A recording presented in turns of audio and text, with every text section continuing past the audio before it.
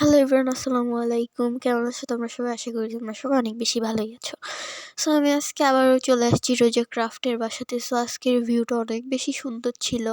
আর এইটা কিন্তু আমার চ্যানেলের ফার্স্ট বড় একটা ভ্লগ। সো আমি চেষ্টা করব আমি বড় ভ্লগ প্রত্যেকদিন একটা করে ছাড়তে। আর মিনি ভ্লগ প্রত্যেকদিন ২-৩টা করে ছাড়ার চেষ্টা করব। তো আমাকে আপনারা সবাই সাপোর্ট করবেন। আর এই পাশের ভিউটা পুরো একদম ঢাকা সিটির মতো লাগতেছে।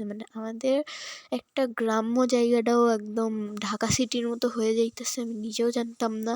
চারিদিকে শুধু গাড়ির শব্দ, গাড়ির আওয়াজ। আর কালকে ১৬ই ডিসেম্বর গেছে, আমি কোনো ভ্লগ ছাড়তে পারি নাই। এটা আমার দুঃখিত আমি। আমি এই কদিন ধরে অনেক বেশি অসুস্থ।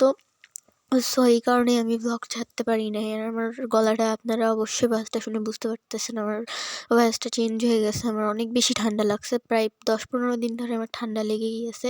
সে কারণে আমি ৪-৫ দিন ধরে কোনো ভিডিও ছাড়তে পারি নাই। কালকে ভিডিও ছাড়তে পারি নাই, এইজন্য আমি অনেক বেশি দুঃখিত। আমি আমার তরফ থেকে আপনাদেরকে সবাই সরি।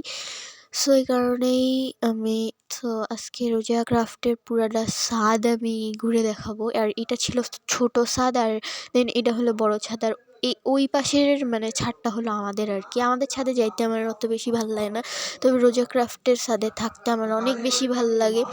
সো এই কারণেই আমি রোজা ক্রাফটের ছাদে আসছি। আর এই পাশের ভিউটাও কিন্তু অনেক বেশি সুন্দর ছিল। আর গাড়ির আওয়াজগুলো ওই পাশ থেকে আসছিল, মনে হইতেছিল যে আমরা ঢাকা সিটিতে আছি। আর এই ছাদের নিচেই কিন্তু আমাদের বাসা।